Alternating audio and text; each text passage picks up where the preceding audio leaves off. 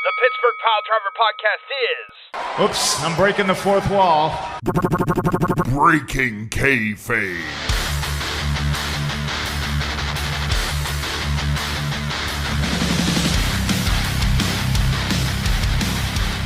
No, I'm still the mad champ, and I don't care what you or Beef say. Frankly, your opinions are. That's fine. That's fine. I'll refer to you as the Mad King. Well, Mad King, Macho King, Mad Champ, Macho Champ, Macho Man. champ. Snap King into Macho it. Champ. Whatever, it's fine. I know deep down, I never lost that belt, and frankly, Curmudgeon 1 and Snuffleupagus 2 can't take it from me. Oh, please tell me I'm Snuffleupagus too. You're the only one that's here out of that group, so you get to choose who you are. Oh, I'm Snuffleupagus.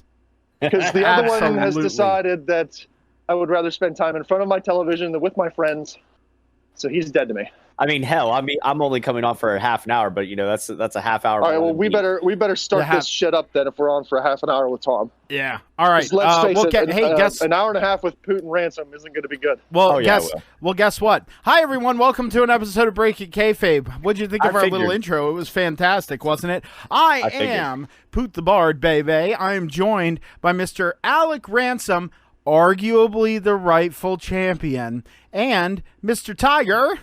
Uppercut. Bomb Tom for this episode of Breaking Kayfabe. I'm going to kick this off, and I'm going to be salty. I had an epiphany. Yeah, buddy. I had an epiphany. So something... Isn't that a black girl's name? What? No, that's Epiphany. Wow. Wow. Epiphany. Oh, I had an epiphany, and she's a beautiful baby girl.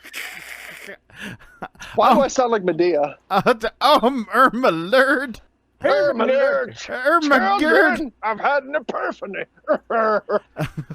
Anyway, I had an epiphany. Somebody quit giving Tyler Perry $1 or he'll never go away. We've talked. We owe him like $40 now after that last little thing. Irma Lurd. We have talked about.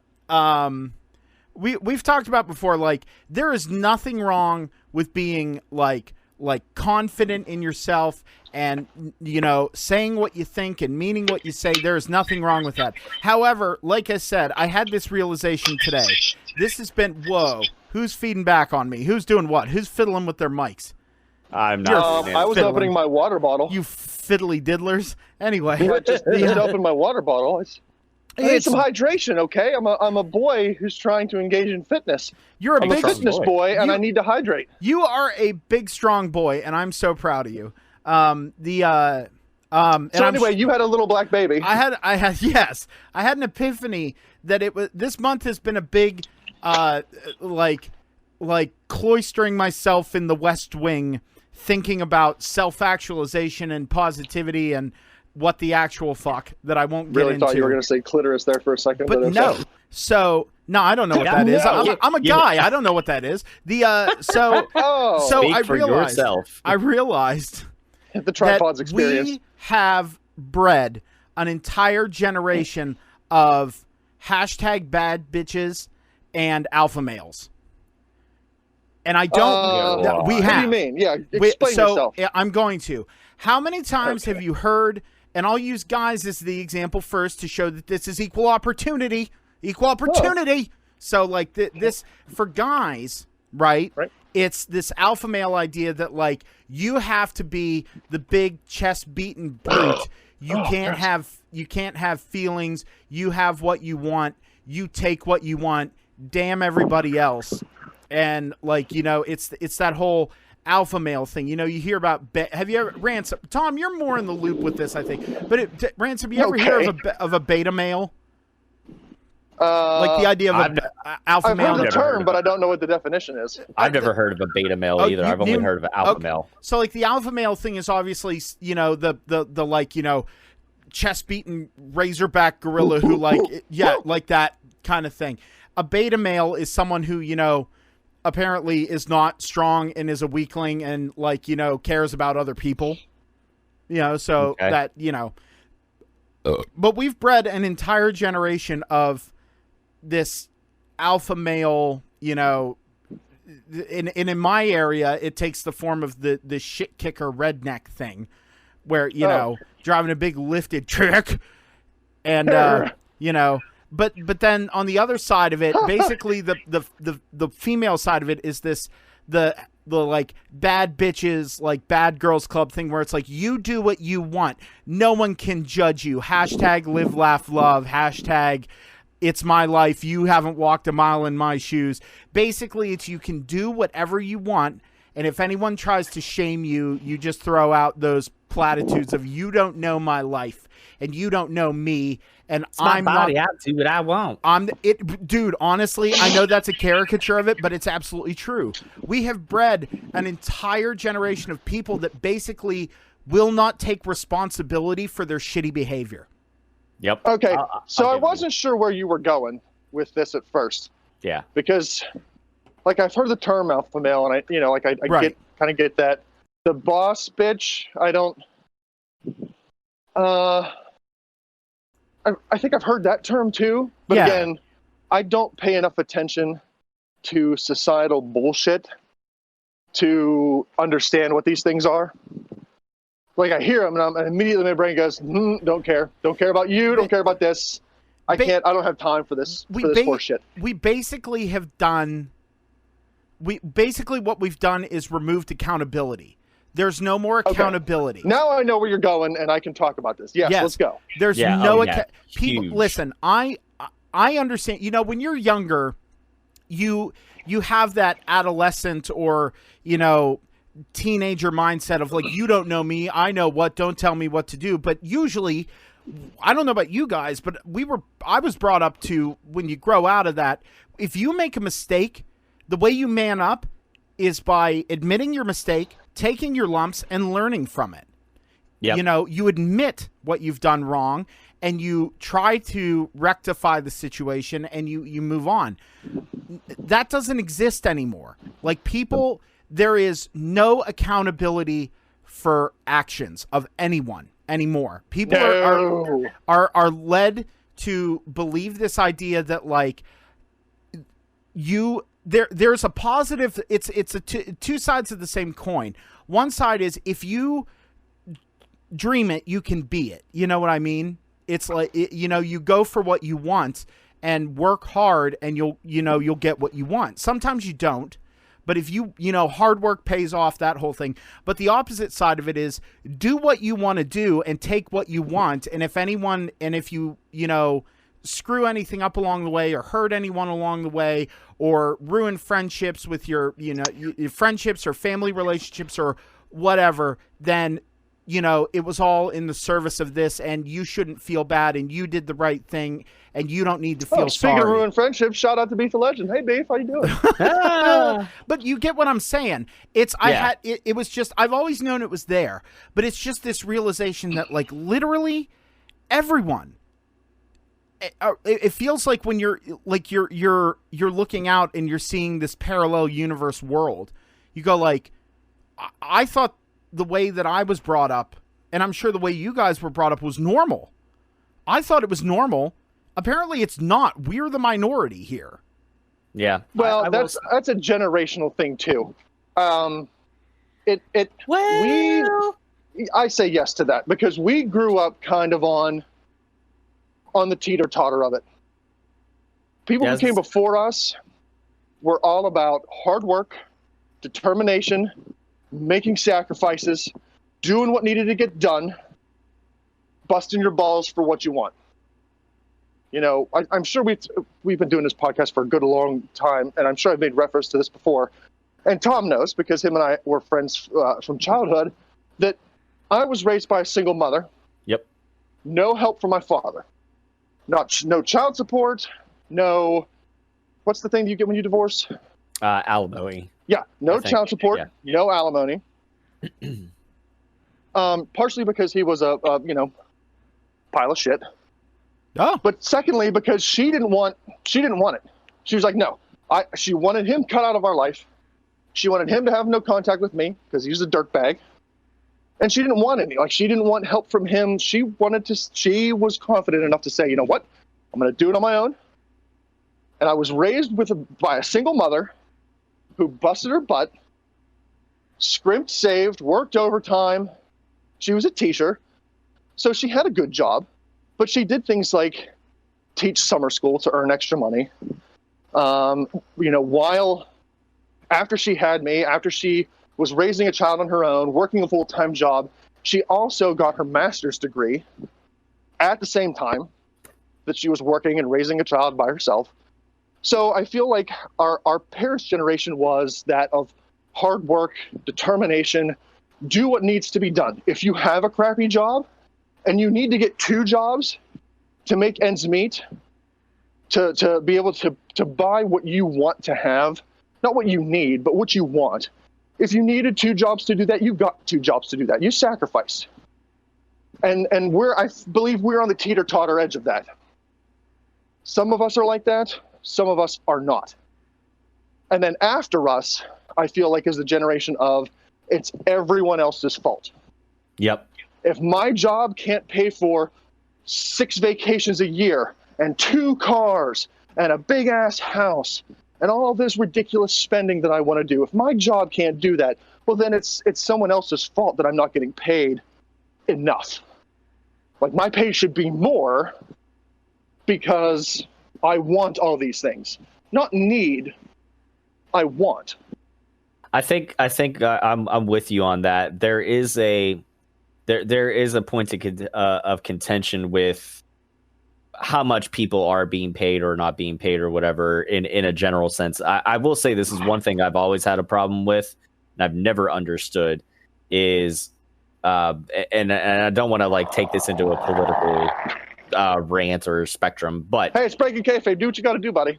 All right, so like, why is it that when we have a minimum wage that we're still allowing jobs for like waiters and waitresses and other things where they're being paid below minimum wage and they're being paid like basically in tips? Do you want to? Do you want to know why? I do want to know why. I'm very curious. The reason is because that's how it's always been done. That's a shitty reason, right? And that's the thing is that like I asked that question to a friend of mine who worked at a pretty nice restaurant and actually made a good living off of serving because people who still Jesus. Welcome to Mordor. Well, you know, the orcs are always setting off explosives. They got a lot to celebrate in Mordor.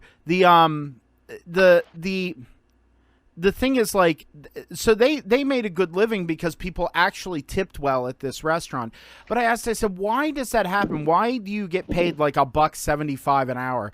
And they went, literally, it's because that's the way it's always been. That is the way it has been as long as restaurants have been around. Right. And that's how it is, and it's never going to change. And I was just like, oh, that's fun. In that aspect, I think that there's room to argue about like being paid or not at a job, just because the fact that like the cost of living has gone up over the years. Obviously, we all know that. Like, I mean, like, it's back in my day, you could buy a candy bar for a nickel. Big fucking difference. You know what I mean? Like big difference between the cost of living back in the day to now, but. I'll definitely agree with you. The lack of accountability, and it's very refreshing when I find somebody that's a good like 5 to 10 years younger than me that actually like has their shit together and is like a decent human being. It feels like it's so rare that it is so refreshing. I've said to people before, and I'll say this again. Like people have asked me, like, oh, well, like as far as like my actual job, like massage therapy. Not my semi-professional part-time hobby of streaming. But people have asked me, they're like, oh, well, have you ever thought about opening up your own business? And I'm like, nope. I was like, you want to know why? They're like, why? I was like, because I'd be impossible to work for because I would expect too much out of people and I would be sorely disappointed. I was like, I feel like a majority of people don't have the same work ethic. Like I was always raised.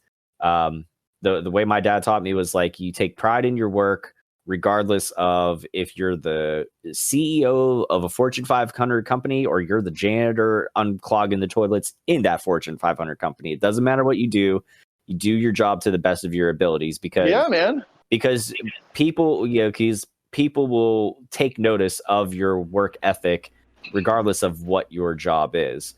But I feel like there's that. I feel like that also ties into the instant gratification sort of mindset. Absolutely. That instant gratification. have. You nailed it. Yeah, I mean, I'll see that. I'll see that on Facebook and stuff too. I'll see that at times where, on the the Level Up forum for gaming creators that are monetized on Facebook, which is a lot because the requirements are not that minimal. strenuous. Yeah, dude, I think what's the subscriber count? You have to have 1,000? No. Oh God, it's way lower than that on Facebook. It's I on Facebook. I'm sorry, I was thinking YouTube. I'm sorry. No. Twitch and YouTube are definitely it's not as easy to get monetized on there as it is on Facebook. And but along those lines, with Facebook, I've seen people in the group forum discussion be like, I'm at X amount of followers, but my reach on my videos was this one week, but now it's real low this week, and what should I do to get more followers? And I'm like, you should have fun with what you're doing first of all. It's if you're focused on the numbers, you're gonna compare yourself to everybody else, and you're gonna drive yourself effing crazy. Now, while it's not a bad idea to, if you see that oh, you know what, this does really well for me. A lot of people come in and watch whenever I play this. Maybe I should do more of this often if I can. That's fine. But if you're sitting there going you know what, I really don't like playing this game, even though it does bring in a lot of people. I just don't have fun doing it. Then don't fucking do it, because people are going to see through that facade. And just be genuine, be yourself, have fun with it, enjoy what you're doing, and the hard work will pay off. I will say, not to be braggadocious, I made jack diddly shit squat in the big picture of things last year in stars on Facebook. In the 6 to 7 months now of this year, I've already tripled, close to quadrupled what I made last year. Wow. And that's awesome, dude. So, I mean, again, you put in the work, it's going to pay off. When I started my page, I completely went in with the mindset of, I have a bunch of games sitting around that I never finished. And if I make a schedule for myself and I keep myself to a regimen, I'll make time to play these games. And, it'll be something for me to do, get back into this hobby of gaming and stuff like that. And if it becomes something that's that I can make a little bit of money off of or whatever, all well and fine. And so I started doing it. I started phone streaming. In a year's time, I was sponsored, and now the rest is where we're at. Well, I mean, and that's the thing, is that like you said, it's the instant gratification thing. It's they want it, and they want it now, dude. Yep. I with my little guitar side business thing here. Yeah, you've been doing that for a long time. Well, that's the thing. I've only been doing it. I've been interested in it and fiddling around with guitars for a while, but actually doing it to where it's I'm actually going, okay, I'll do this for you, pay me X amount of dollars. I've only been doing that for 2 years. And I think about how, and this is how I'm doing it with lifting now. Instead of, my friend Ryan told me one time, he said, instead of looking at the top of the mountain, you want to get to the top of that mountain, that's your goal. Instead of staring at the top of that mountain and being like, oh God, it's so far away, how am I going to do this and everything? Look right in front of you and go, okay, I'm at the base of the mountain. There's a tree about 20 feet ahead of me. I'm going to make it to that tree today. And then you make it to the tree, and then you go, oh, look, there's a neat little pond over there. I'm going to walk over to that pond. You do that the next day. And the cool thing is you're giving yourself the gratification of success, but you also know that you still have a lot of work to do. And before you know it, you're like, oh, shit, I'm a quarter of the way up the mountain already. You know what I mean? Right. And then that gives you encouragement and the drive to keep going, because you're like, well, shit, if I've done this, I can definitely do more. And that's what I did. I was working over in my dad's old dental waiting room at the house, And since then, I now have a belt sander, a spindle sander, a router table, a drill press. I'm looking into a joiner, planer. Like, I have this giant workbench. I have all these tools and extra parts. And I kind of looked the other day, and I went, holy crap, I've come a long way.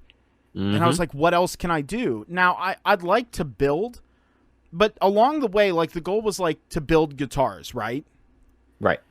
But I'd like to do that.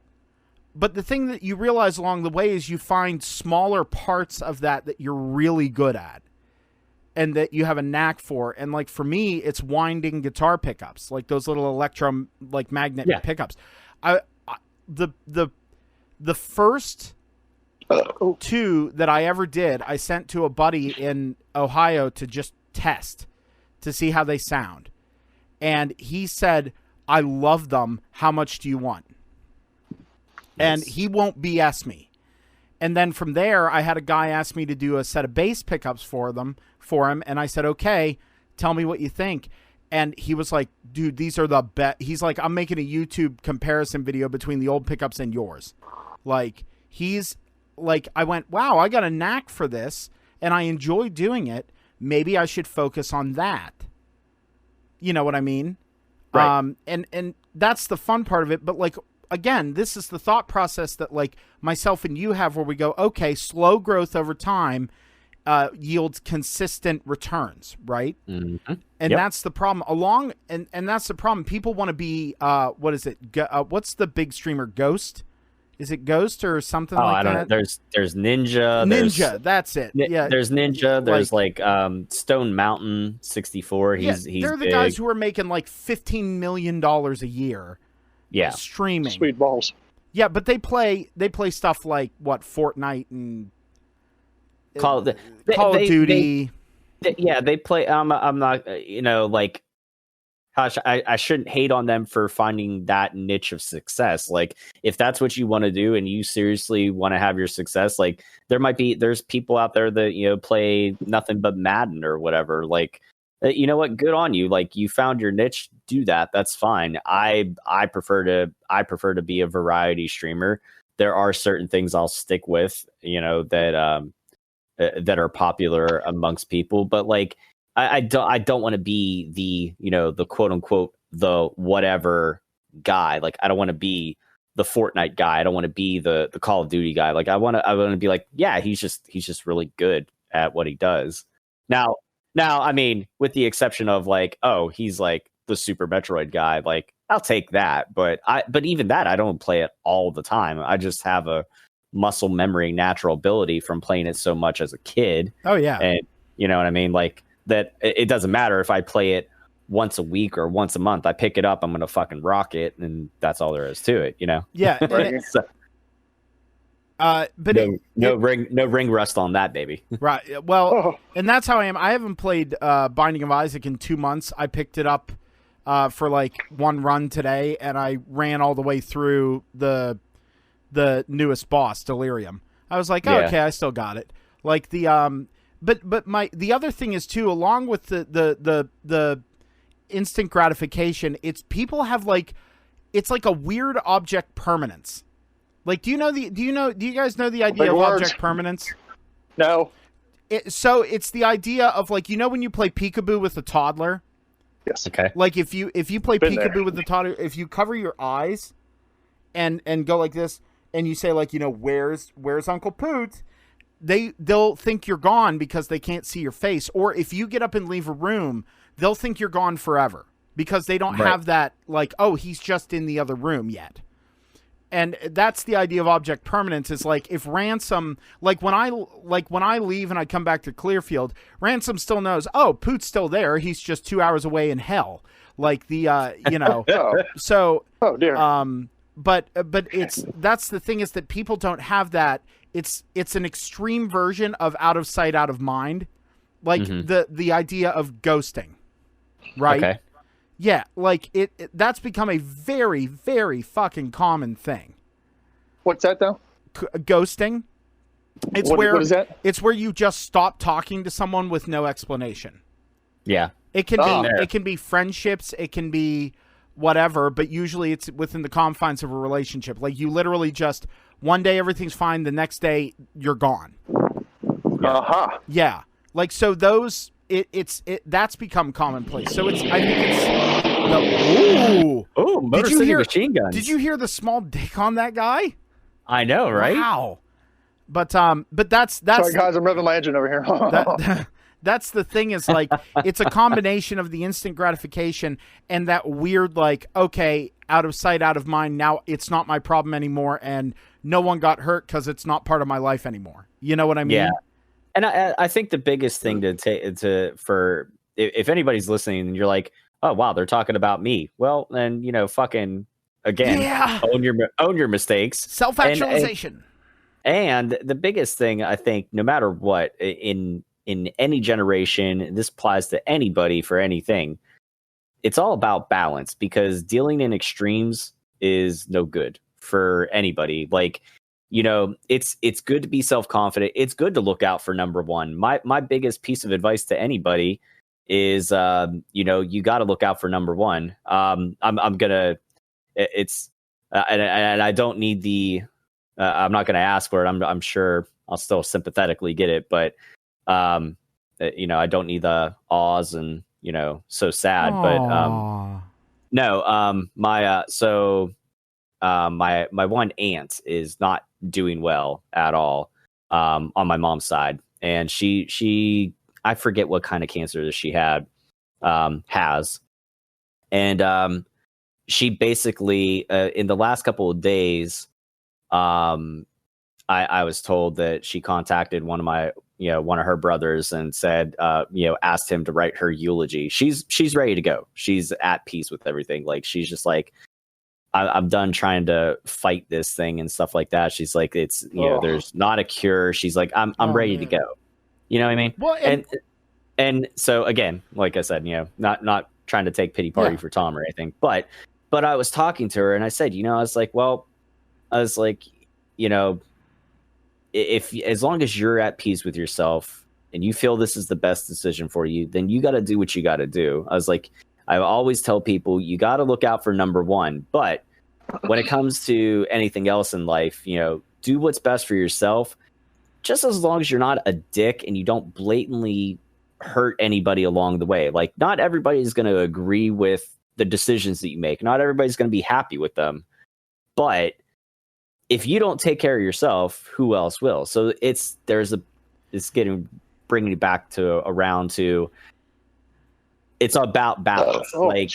You want to do what's best for yourself, but you also want to give something back, and you want to help people along the way. And you shouldn't be a selfish prick about stuff. You should be like, oh, you know what? I see somebody struggling, and even if I can give them a few words of advice or something like, what can I do for them that I wish somebody would have done for me? Help one another out, sort of thing.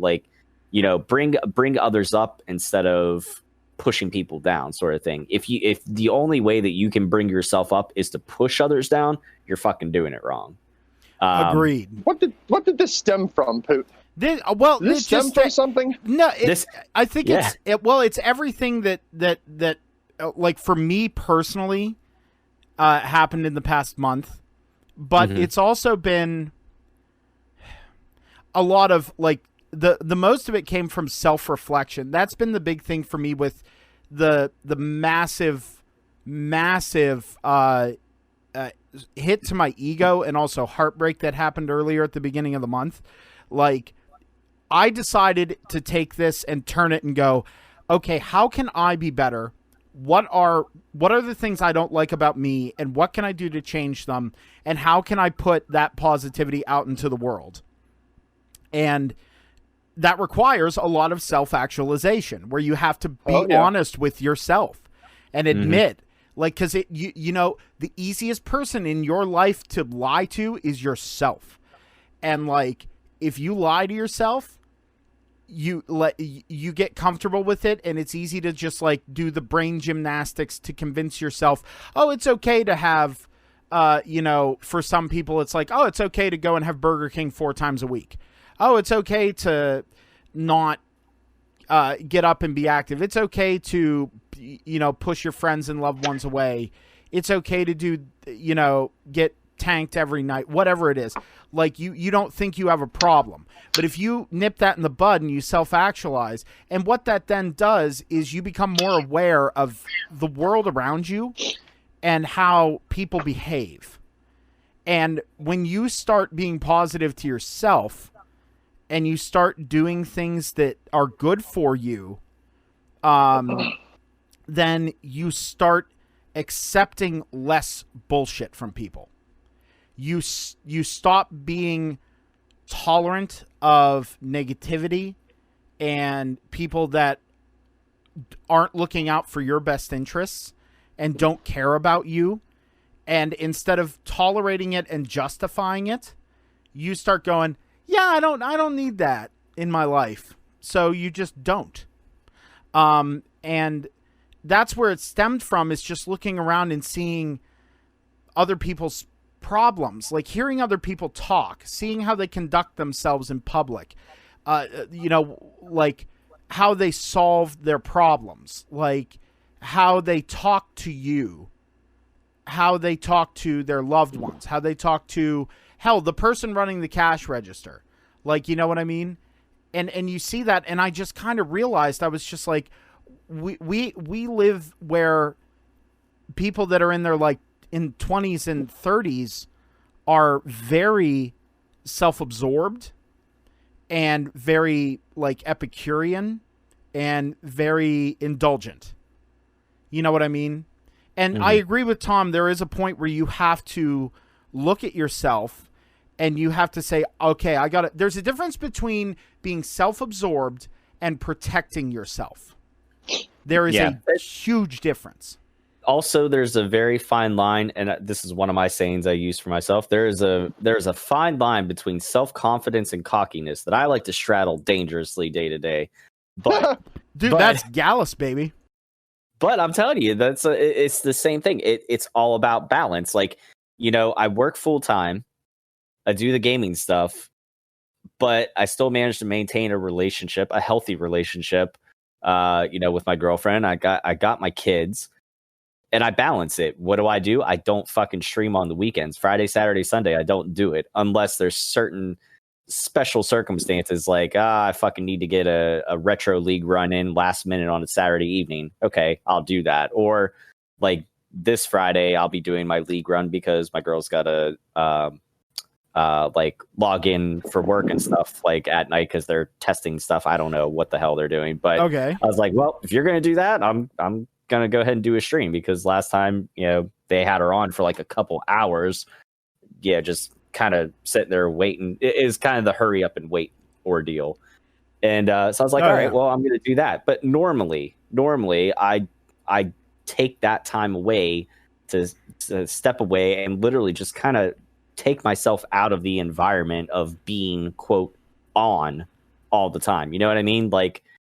Oh, what I mean? Yo, you're talking to a guy whose job is to be on all the time. Oh yeah. And I know you. I know you know that. I know you can relate, because like I said, I talked to my aunt yesterday, and again, I had that conversation with her, and I was holding it together. And then right before we got off the phone, she's like, well, I want you to remember, Aunt Claudia, how I was, back whenever. She's like, not like this now. And I was like, and I started getting choked up. I'm like, okay. And then, she's like, all right, I'm going to go. My throat's getting real dried out. And I was like, okay. And she's like, I love you. And I just lost it. I could barely get the words, I love you out. And I was like, I was a fucking wreck. Oh, buddy. And yeah, I mean, it's, no, that's healthy. That's healthy. No, I know it is. I mean, and the thing is that was 3:30 in the afternoon or so, and then I was like, I got it out, and I'm like, all right, I got to get ready, And I could have very easily just been like, you know what, I'm gonna take the day off. But honestly, it was refreshing. I wanted to get on and and do my thing, and I genuinely enjoy myself whenever I'm on streaming, because I'm having fun and I get to interact with people of a like-minded mindset. So it's refreshing. Sometimes it's really helpful to do that stuff. But the process of going into it, getting the setup and this and that, there was a part of me that kind of wanted to be like, man, fuck this today. But you know, I did it. And but the thing is like, if you were watching the stream yesterday, you would have never known. Nobody would have known. And probably 90% of the people still won't know, because I don't know how many of them actually listen to this. So yeah, we'll see. But bagel, regardless, you know, well, no slight to the podcast. I just don't know how many of my viewers are crossover fans of both. So I know a few, but I would say the majority are probably not. So right, but you know, I mean, that's like I said, it's just, it's nice to, if I needed that time to not have to fucking be on and just kind of be like, hey, you know, welcome to the stream. Yeah, then I can have that, and I can just fucking have those couple of days to process. Be okay. Yeah. Like, and that's the thing, man. I remember my first Ransom. I'm sorry you're not getting a word in. You know what? I feel bad. I was gonna say, no, man, I'm good. I'm enjoying listening to you guys. Well, that's okay. You're gonna be enjoying listening to Poot a lot more, because I'm actually gonna get ready to cut out and go ahead and do the stream thing. All right. Well, hey, dude. Like, you know, the offer stands as it does for Ransom and Beef. Like, if you ever need to get away, you just let me know. You come up to Clearfield for the day. I'll drag you around Clearfield. We'll eat a bunch of good food, and we'll have some bevs. Or I could take you to the gym. You can take you to my gym. To the game? Oh yeah, take you to the game, dude. We'll go and we'll bro it out. Well, and sweat a lot. And only because of the fact that Ransom's a little bit closer. But Ransom, I don't know what your schedule looks like as far as like just having stuff that if you have to do stuff with the kids or anything like that. But if you're okay with it, I'm off on Tuesdays. We should plan a Tuesday get together, let the kids run amok, and I don't know, fucking man, bro it up a little bit. Yeah, man, bro it up. Hey, Tom, before you leave, do you have time for one quick $1 million butt? Absolutely. Okay. So you get $1 million, but every time you think about your favorite food, an ex-lover, girlfriend, whichever category that, you know, they fall into, shows up and gives you the most awkward 1-minute massage ever. And I'll sweeten the deal and say, after that 1-minute massage, you get $1 million. So each time it happens, you get $1 million. Oh, wherever you're at, whether you're at home, in a restaurant, in church, on the pooper, doesn't matter. Anytime you think about your favorite food, one random ex, whoever, girlfriend, lover, pick your poison, shows up and gives you that 1-minute awkward massage. Ooh. I'm gonna. Depending on how many times you think about that food, it might not be an issue, or you might be filthy rich. I mean, because it's usually like, okay, so I will say probably like for me, my favorite food is steak. I love me a good steak. But it's not. But I don't think about it all the time. Such a man, such a man. He's a real man's man. Oh, tangent. So but I don't think about steak all the time. But eventually, like once I get a craving for it, I'm like, I could really go for a fucking steak right now. You said a random X, right? Mm-hmm. Does that okay? I'm gonna expound upon this. Does that include like one-off one-night stands, or just like actual people that I actually dated for, let's say, at least like a month or more, or like 2 weeks? Nope, it could be. It's any of it. It's random girl you shagged up with this one time. Oh, God. What random girl you dated for a few days and realized, listen to tripod swinging over here. Or it could be a girl that you dated for months and months and months. Oh, God. I mean, it could be. It encompasses all of them. Listen, I've had a few. I've had a few here we encounters. Here comes the brag. Humble brag. I've had a few of my dicks in girls before. A few of my dicks. What am I, Maury? What am I, Maury, the hormone monster from Big Mouth? I just keep a drawer full of dicks at home, and I screw one on anytime I'm interested in a lady. Go ahead, Poot. No, I was just trying to do the normal. Tom, I know. take your dick out, Tom. Now look at the clock. Prove that you're not a cop. Take your dick out. But Nick's grandmother gave. out.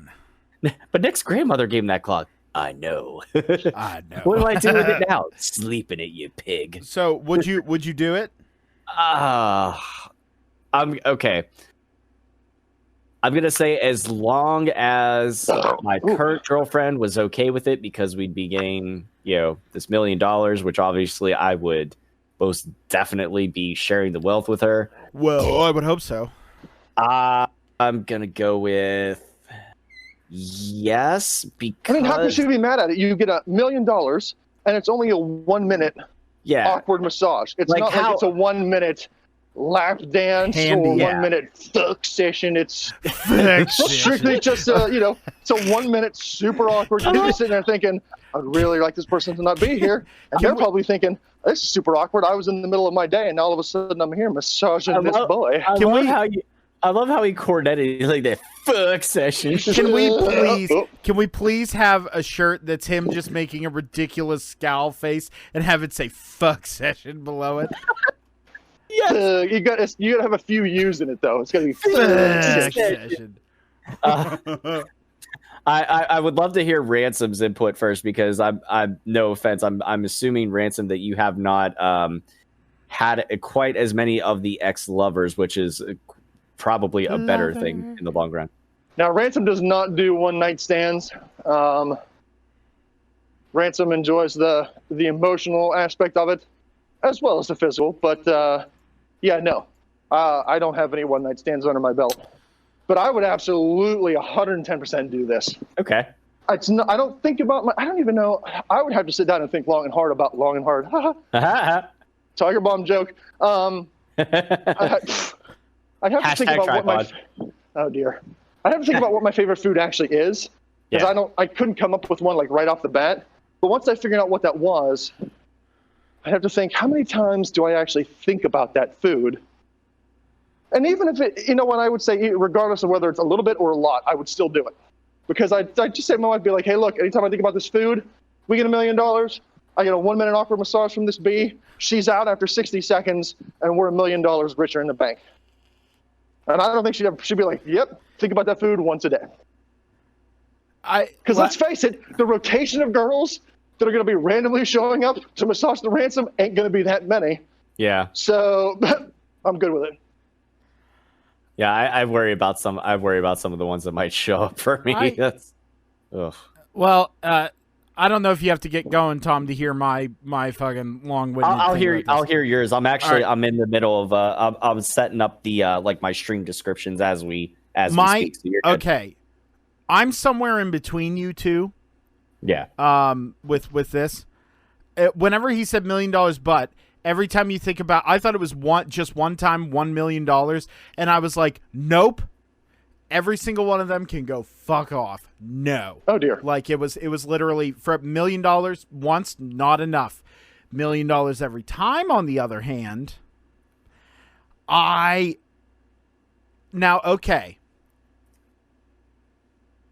Go on. I could probably count on two hands the amount of people that would be in that roster. There are 4 of them that I would never want to see again. And the thing that made me go like, nope, I don't want to see them. I'm not doing this. No amount of money. But then I thought, wait a minute. Here's what happens. In this scenario that Ransom has built, they have to give me a massage. They have to, right? So shoulder massage, temples. There's no negotiation. I had a hard time at the gym. They got to massage my calves from doing calf raises. It's this whole thing. So not only do I get a massage, and they have to massage you. They can't beat you up. Okay, you get a massage, and then the entire time I can sit there and just say everything that I want to say to them. I can call them all the names of the book. I can point out all the shit that they did. I can do all those things. Here. The other ones outside of those 4, I would just be like, yeah, it's that time again. Sorry. Thought about it. Sorry, it's thought about that food, huh, yeah, baby? Thought about that food. I guess you got to give me a massage, and now I'm richer. All right, money's not on the nightstand. Get out. Like those 4 though. At first, I was like, I don't want to see them, but then I thought to myself, I went, you know what? I do. So then I can sit there and I can just and I know this sounds terrible, and you guys know me. I like everybody. You are quite terrible. like you guys know. I like everybody, and I give everybody, no matter what they've done to me, the benefit of the doubt. But if I got this little, Schadenfreude thing, like I got this little yeah, for 1 minute I get you have to massage me, and I get to actually tell you what I think. I'm in. Like, I'll do that. My God, I will sit and think about sushi 7 times a day. Oh dear. Like, I'll just be sitting there going sushi, sushi, sushi, sushi, sushi. These poor girls. Well, you know what? It was their mistake for hooking up with me. So well, all right, fair enough. Lesson learned. Like I say, I lesson learned. If any ladies are listening to this podcast, stay away from Poot. Well, hey, listen, they didn't need the podcast to tell them that, Ransom. All right. I preface that with saying, as long as my girl is okay with that, because honestly, money's not everything. But again, if it would be detrimental, if it would end up being detrimental and end up putting cracks in the foundation of our relationship, then I'm not going to do it. But I feel like, with that $1 million, I'd be able to take care of us and then, obviously like do some good stuff with it. So I wouldn't be a completely selfish prick and just like steak. Oh, so you wouldn't pull a Poot then, right? No, I wouldn't pull a Poot. Oh, I see what you're saying. Because, like I said, for some of the people, I'm kind of like, there's a reason why it was a one-night stand. Sorry. Oh, Tom, if you and I are both doing this, think of the toll it's going to take on the poor Moorhead girls. Well, oh God, listen, no. That okay. I mean, we're not going to put out first. We're not going to put out first names, and hopefully none of them listen to this. God help us. I can't imagine they would. I can't imagine they would either. But no, not a chance. But no, that never went the whole. Never went the full. Never scored the. Never touchdown. went the full Monte Cristo, huh? No. Not with any one of the 3. But I'm not saying I didn't try, but okay. Yeah. Just getting there. It's anyway. That's my cue. That's my cue to. Oh, Tom's out of here. Yeah, I'm gonna head out of this Discord. I'm gonna pop over into mine because I got some World War Z getting ready to kill them zombies. Nice. Yes. Nobody likes them. Yeah, I'm gonna pretend all those zombies are exes trying to give me a massage. Be like, back off, bitch! Oh dear, shotgun. Except, all right, well, you guys, shotgun blast. Except it's your dick. All right. On that note, bye, Tom. We love you.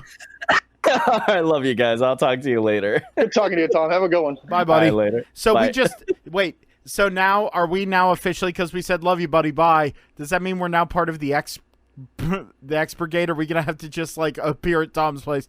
Hey, man, told you I loved you. I guess time for a massage. Hey, buddy, you ready for that awkward massage? I don't have a shirt on. Ransom shows up in a leopard print bikini, just like, hey, buddy. Oh, by the way, I was just in a shower, so now my towel is all moist. Oh, this is going wrong real fast. Oh, God, it's gone south. And then there were 2. And then the viewers were none. 0. I think this is the first time that it's been the Poot Ransom show? Did we do a Breaking Kayfabe at one point? Just the 2 of us? I honestly can't remember. I don't think so. I think it was one of those things where we thought it was going to just be us, and then Beef was like, no, I'm not going to be there. No. And Tom was out that was streaming. The last one. And then that was then the last showed up. Kayfabe. But which is I thought fine. we did one before, but maybe we were just jumping on here talking to each other and not recording it. It could that we very did well that. have been. I think it was because we were like, we thought it was going to be the entire crew. It was not. And we was like, oh, it's just going to be us. Oh, you want to just bullshit? Yeah, we'll just bullshit. But no, like, that's the thing that we were talking about is like, it's just kind of, I don't know, man. Like, it's one of those things. Like the other week, whenever I popped down yonder to Mordor, the Mordors. Just popped out when I popped down to Mordor. I had 72 hours off of Facebook. Like I deactivated my account and deleted the app and everything. Dude, it was such a good 72 hours. And the only reason I went back after 3 days is because I had finished rescuing a guitar that was that was in the fire. The one that was in the fire, and I wanted to share it because I was super proud of it. Yeah, man. Yeah, dude, it turned out way better than I thought it was going to. It really, I saw the pictures of that, and it was. If you hadn't told us the story about how you were redoing this guitar that had been at the fire, I wouldn't have known. Looking at the pictures, you couldn't tell. No, and that made me feel really good. And that's the thing when you work on something like that, like on a project like that, where it's so far gone, and you work on it, and then you get to the end of it and it's done, you don't really see how far it came because you've been part of the process the entire time. Yeah. And then when you see the before and after pictures, you go, whoa. Like, and that's a very rewarding thing. And like, I'm even kind of doing that. I don't know about you, but, and you can't find it on Facebook, so don't go hunting for it, anyone who's listening for it. But we have a little private P3 group where we post about our workouts and stuff because myself and Ransom and Tom, and occasionally Beef, it's when he's walking around the grocery store. Let's not go and include Beef in this. Listen, man, baby steps. Okay.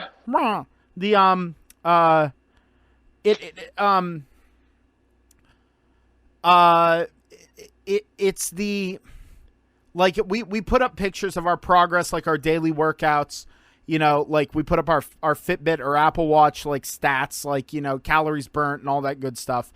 And the biggest, like for me, I started taking progress pictures by month, of myself. I'm not posting them because ain't nobody got time to see that.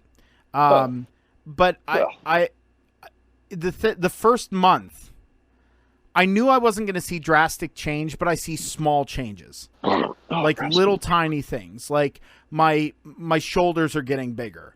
I look more comfortable. Like I'm standing straighter. Like I have my neck is coming out. Like it. If you're not a really big person, you don't get it. But like to be able to go like, oh, I have a neck. Like that's a big deal.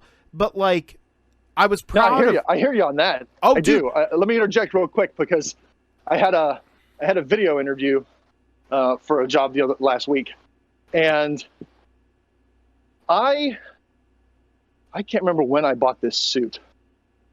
It had to have been, oh Lord, it was, I don't know. It was a long, long time ago. But when I put this thing on, I was swimming in it. Like I was swimming in this suit, and when I buttoned, I always hated buttoning the top button of a dress shirt because I had the chins, and like when you button that top button of a dress shirt, if you don't have like a real, big and tall man's dress shirt, it is buttoned, and if you slightly look down, it's just chin shitty. Yep. You know what I mean? Like, yeah, I do. Like right up there, and you're like, I'm here for the job. I would like you to hire me and put money in my bank account. I would very much like to have this job, but I would work very hard for you. You pretty much you instantly become Cartman. And when I buttoned the top button of this dress shirt, I went, holy crap! Like, there's room. I can put fingers in there.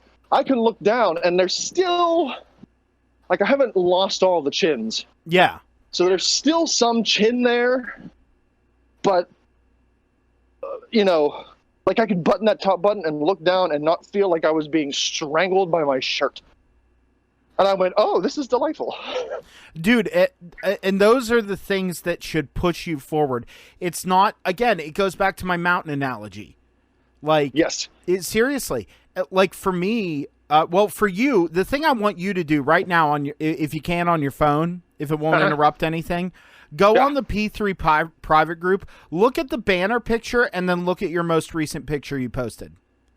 Oh, dude, that was one of the first things I noticed when I put that banner picture up there of us at the Clearfield show, and then I looked at like one of my workout pictures. I went, oh damn, my face is not as round and bulbous as it used to be.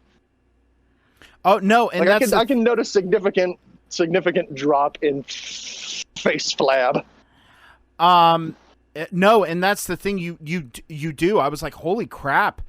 And it shows that if you have the fortitude to make big, broad changes, then that's awesome.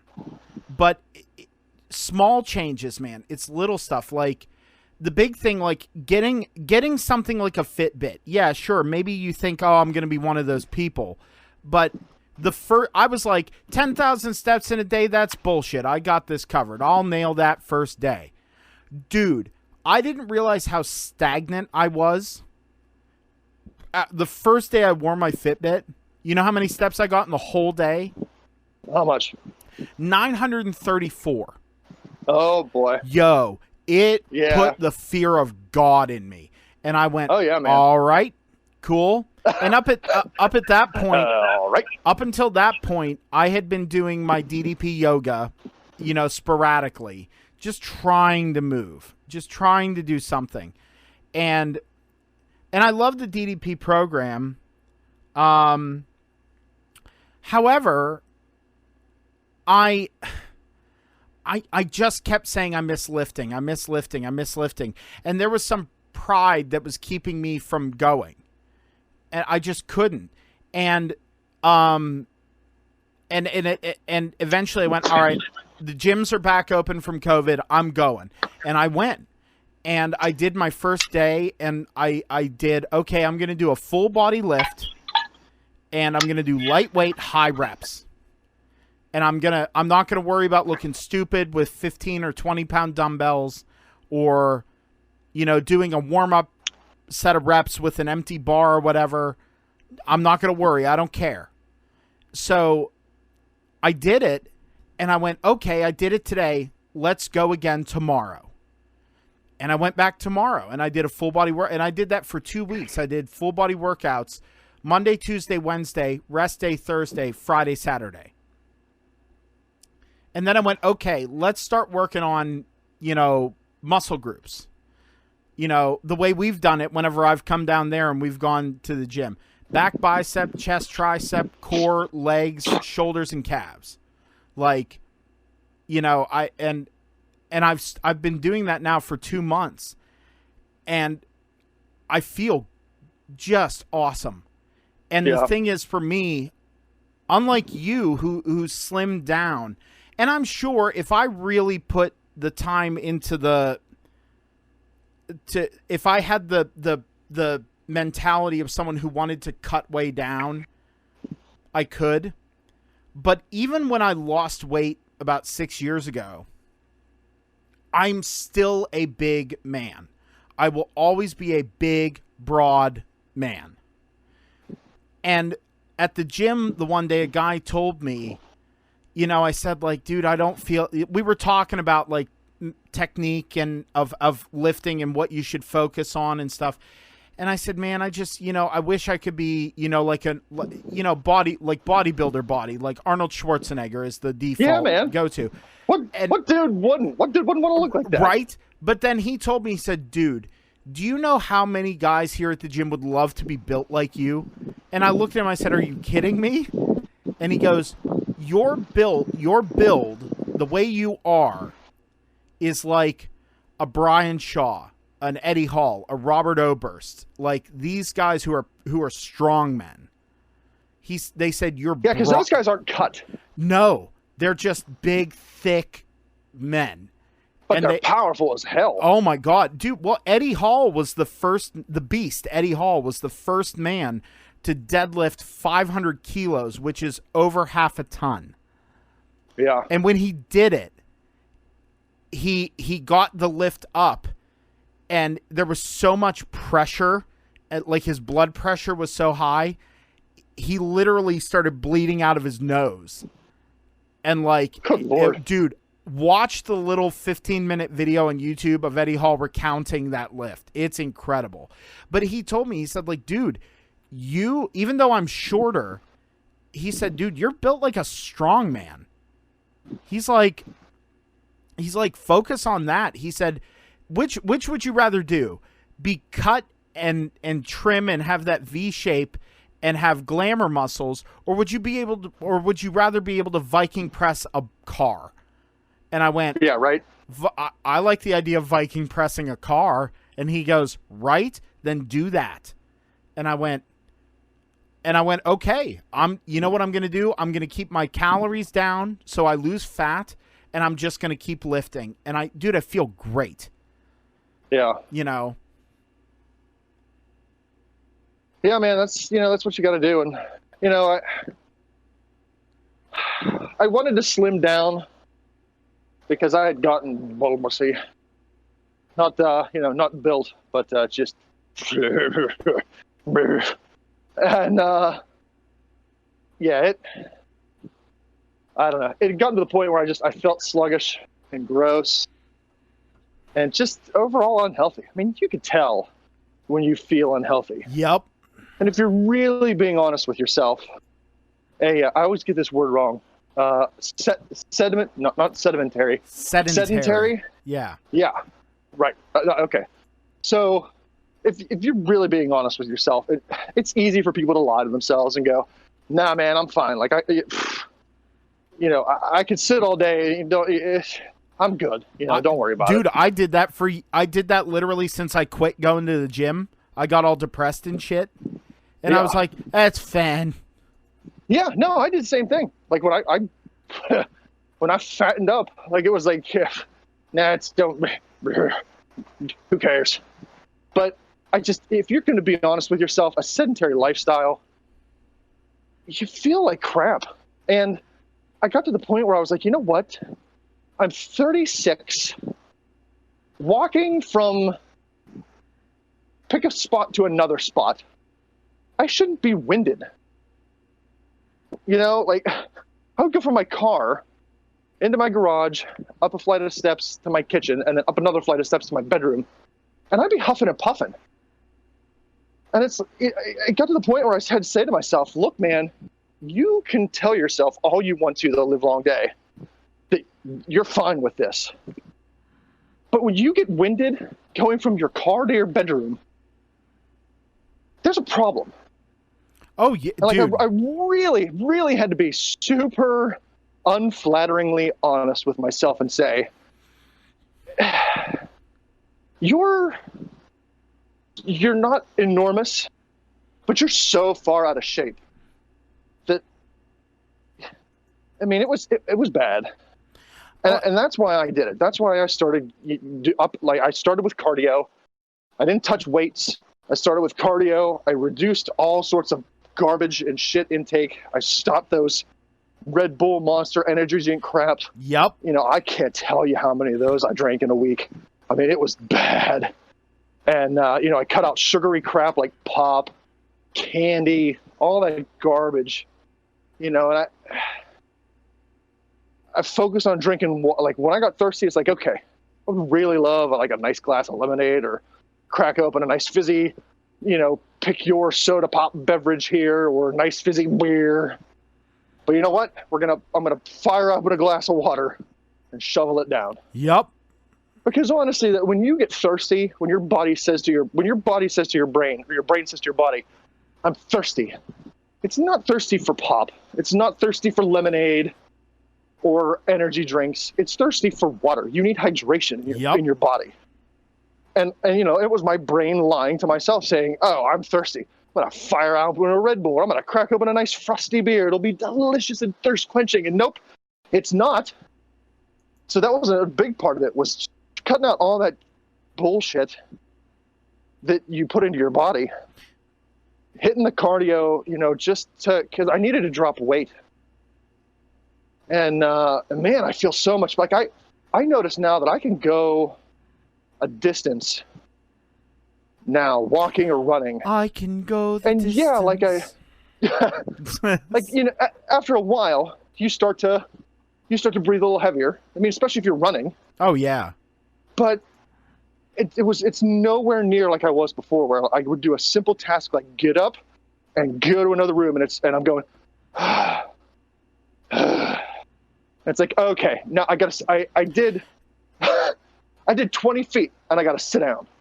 Like, you know what I meant? Like, dude, my back hurt. My knees hurt. And I'm 36. I've had no traumatic physical injury in my life. I've been in no boarding accidents, car accidents, whatever, that would cause me physical damage. There's no reason why I should have pain in my knees, constant pain in my back, like pain in my neck. Like, that shouldn't be happening to somebody who's had no physical injuries and is 36 years old. It's just the toll that my body was taking, not being active and being just constantly in a state of veg. Oh, dude, and that's the thing is, like I said, you don't realize how sedentary you are until you actually like have metrics to look at. Yeah. Or until you try to push yourself that first time and say like, okay, I'm gonna do a little bit of cardio, or I'm gonna do like 15 minutes of exercise, whether it's cardio or on a bike, like walking on a treadmill, lifting, whatever it may be. Like the very small amount of it. When you do it, and you say to yourself, "Holy crap! I feel like I just ran a marathon, but I only did like 10 to 15 minutes of light workout, and I feel this crappy." It's time for a change. And that's the weird thing. I'm trying to figure out how to say this. Like I never I've had this conversation with Beef. I've told him, I said, my whole life I felt like a skinny guy trapped inside a fat guy. If that makes any sense. It does. Oh yeah. Dude, I even look at pictures of myself from high school. I was handsome as dicks. I wish someone would have told me. Like, I was like, I seriously look at my senior pictures and I go, oh my God, I had a neck. I had a jawline. Like, I thought I was always this big fat tubbo, and I wasn't. I was bigger than, like I was chubby, but I wasn't like fat. You know what I mean? Right. Yeah. And so, like, when I left college, from how, shitty you live in college, like, myself, I was like a coon hair away from 400 pound. And it was not muscle, I will tell you that. Yeah. So it was bad. But I never was like, I never was that person. Like, my back would hurt and I would sweat, but I wouldn't, like, be huffing and puffing unless I was walking like an extreme hill. You know what I mean? And at that point, I feel like anybody would do that. But then again, I looked at everybody around me and was like, oh, no one's doing that. Yeah. Like, and so it kind of made me realize, like, okay, when I moved back to Clearfield, I was like, okay, I got to get my poop in a group. And I started at a circuit gym where it's like all resistance-based stuff. It was called Cuts, which is the male version of Curves. And I did that for a couple months. And once I outgrew that, I went to my current gym, which is Body Matrix. And I just basically took what I did at Cuts and transferred it to where I can increase the weight. Okay. Speaking of increased weight, hello, gentlemen. Oh, look speaking who of the beacon finally of health, decided to show up. Here he is. Wrestling must be uninteresting and or over. No, man, I figured I'd come in and not only am I watching wrestling, I'm also watching the Penguins game, so I figured I'd come in and, chat Oh, with you. dear fine Lord, folks. double sports night. I'm surprised that Beef could tear himself away. Because I love you guys so damn much. Yeah, well, because the true champ is here. That's why it's me. We covered it earlier. I don't want to hear about it. So what's up, Beef? How are you? Talk for a little bit. I've been yakking my face off. Yappity yapping. I'm pretty good, man. Got the new laptop all set up, watching a hockey game on it, watching AEW and NXT on the television. It's AEW. life is good. Life is good, man. Living the dream is this powerhouse. We're trying. We're God knows we're trying. But Well, do or do not. There is no try. fair enough. Fair enough. Work sucks, so And But then you that's, die. Yep. Customer service is slowly starting to take its toll on my psyche. So Oh boy, Well, it's time to eat one of those. dicks. Yeah, okay. I didn't know where I was going with it. Thanks for bailing Okay. me out on that one. no, there will not be any. Oh, GX dear Lord. Did you today drool or on yourself tomorrow a or little any bit day. there? Don't worry about what I did That to myself, sounded man. juicy. Worry about what I'm doing to you. Why are you unmuting? Stop. Okay. Yeah. So what do you I saw the bomb was up here. The tiger of the bombs. Yeah, he was in for about 45-ish, and then he headed over to do a Tiger Bomb stream. In the I didn't Casual Gaming Dad sponsor. Go look him up. He does stuff. It's good stuff. Things and stuff. And Stuff also, things. also Sean Tischler and stuff.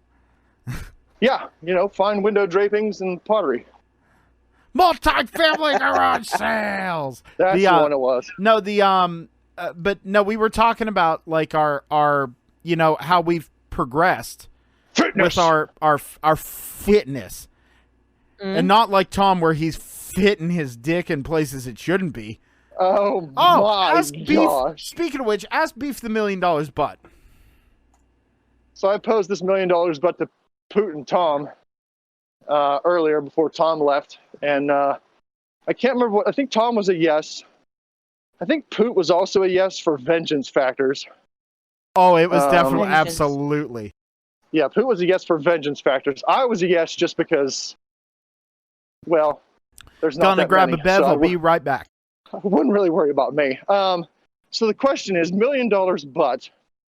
Every time you think about your favorite food, an ex, lover, girlfriend, romantic, whatever, however you're going to classify it, an ex, opposite sex, same sex, in our case, you and me, Beef, whatever, ex-lover, girlfriend, romantic interest, whatever, what have you.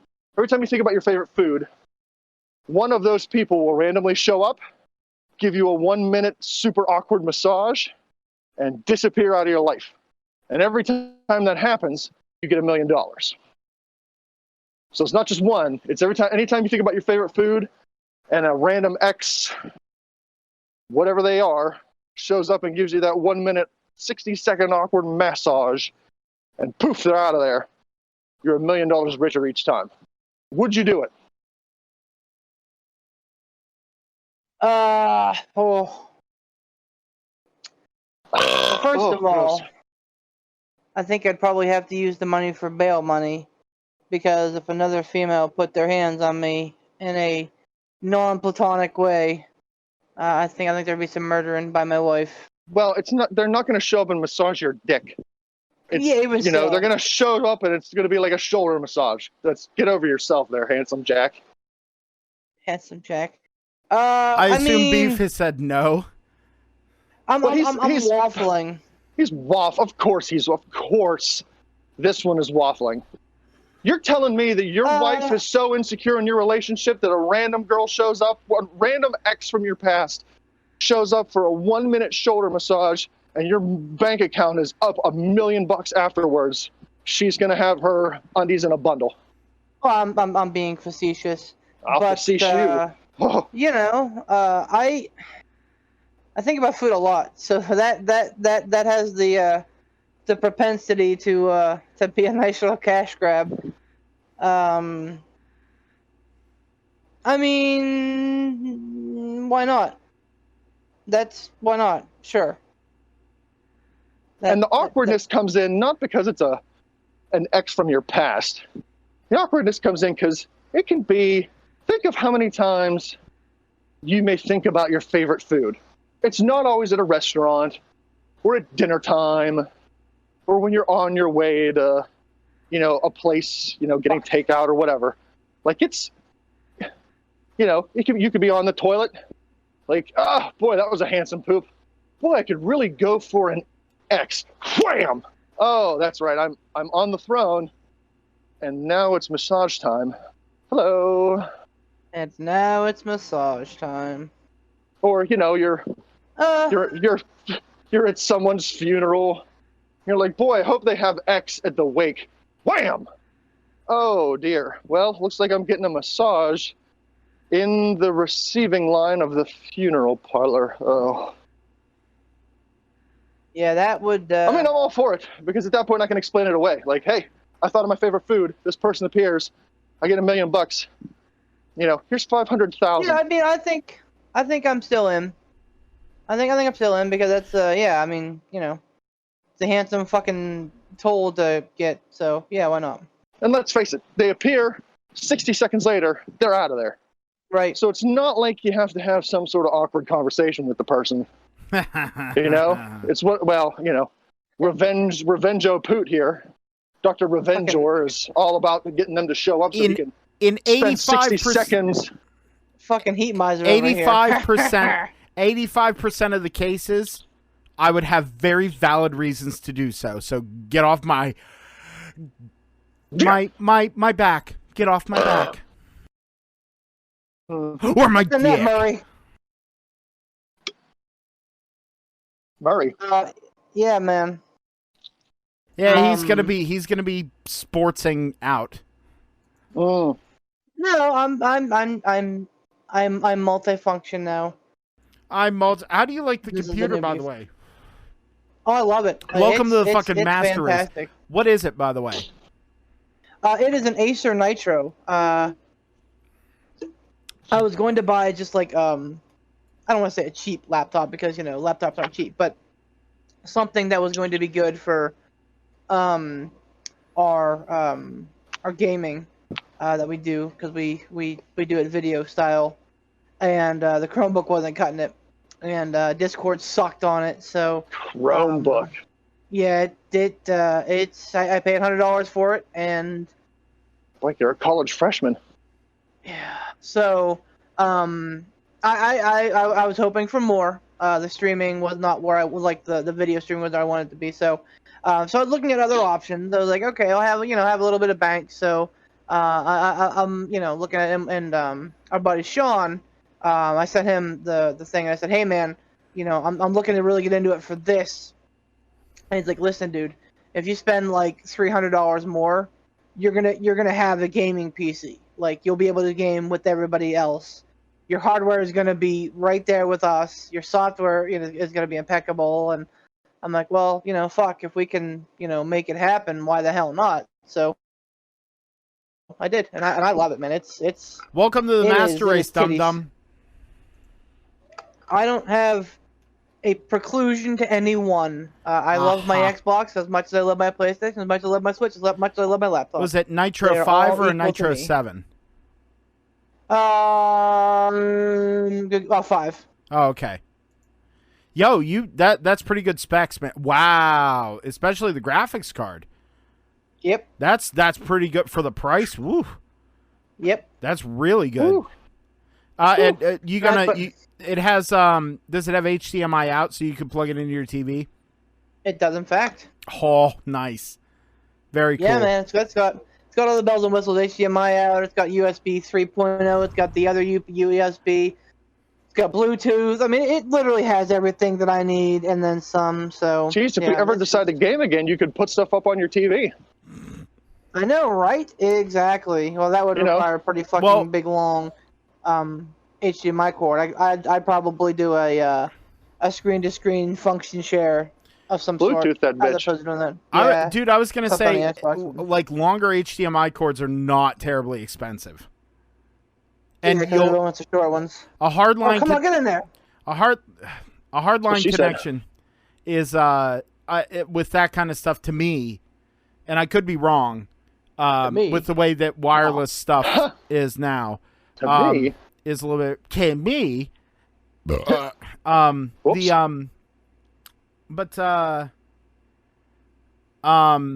You know, I've been thinking about, because I have my laptop that I use down in my workshop to like listen to music, watch Netflix and stuff when I'm working on guitars, and I use it for like, you know, to go online and like look up schematics and whatever I need to look up. But it's definitely a very utilitarian laptop. Like, it's just like an all-purpose laptop. Right. And actually Sean got me into that as well. He found the deal on that. But I think it'd be if I wasn't married to the desktop thing, I would definitely look at one of those Acers, man. Whenever we're done, you're gonna have to friend me on or shoot me a friend request on Steam. I haven't even logged into Steam yet because I'm afraid to. Why? Because once I log into Steam, it's gonna be, hey, get this, hey, we're gonna play this tonight, and I'm like, okay, well, but I just dropped. Hey, yo, I know that life. Laptop, so. I know that life. It's funny. We were just talking about that. Are you gonna get the Avengers game, by the way, and play with all of us? The Avengers game? Yeah, man. Dude, I'm like, listen. Aside from just this past month, the past couple months, I've been out of the loop with gaming. I've been focusing on the guitar thing and trying to keep my head above water. So, which really I'm being